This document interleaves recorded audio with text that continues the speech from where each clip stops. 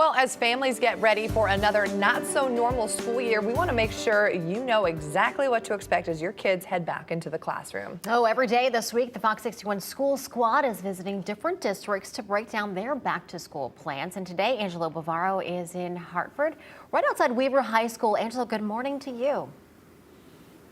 Good morning, guys. And these school buildings, they are going to be packed in just about 2 weeks at this point on Monday, August 30th. And when these students do return to the classrooms, they can pretty much expect all of those same mitigation strategies that were in place last year. So, of course, that means mandatory mask wearing for both students and staff. But there are 4 key differences that families do need to know about heading into this new school year. So we've got this full screen. I want to break down each of those. So for one thing, students will learn in person 5 days a week with no remote option being offered. In addition to that, students will be spaced 3 feet apart instead of 6 feet apart per CDC guidance. And also, visitors like parents and other family members, they are now going to be allowed at schools.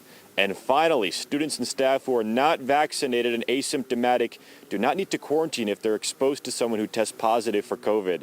Now, despite all these measures in place, we did speak with some parents who have a lot of mixed emotions heading into this new school year. Take a look.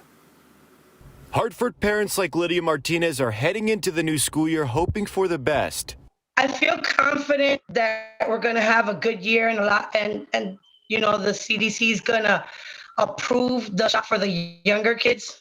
I think the younger kids are stressed out more because they want to play more with their friends. So I feel confident, worried, not sure exactly what's going to happen. But other parents like LaShawn Robinson fear the worst. One of her kids is diabetic and she's concerned about the Delta variant. First, I was kind of like, let me go buy their school stuff.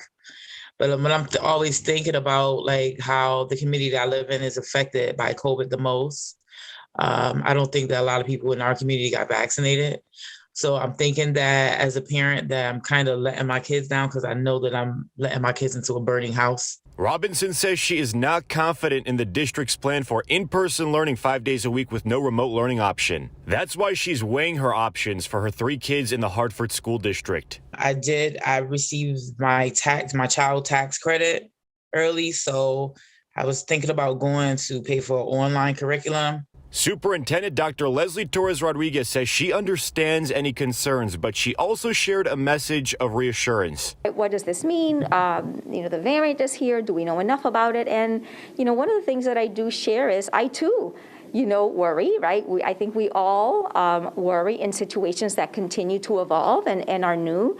And, the other piece that I share is that we're going to continue to stay focused on the mitigations. They did work last year. If we look at where we were last year, tons of uncertainty.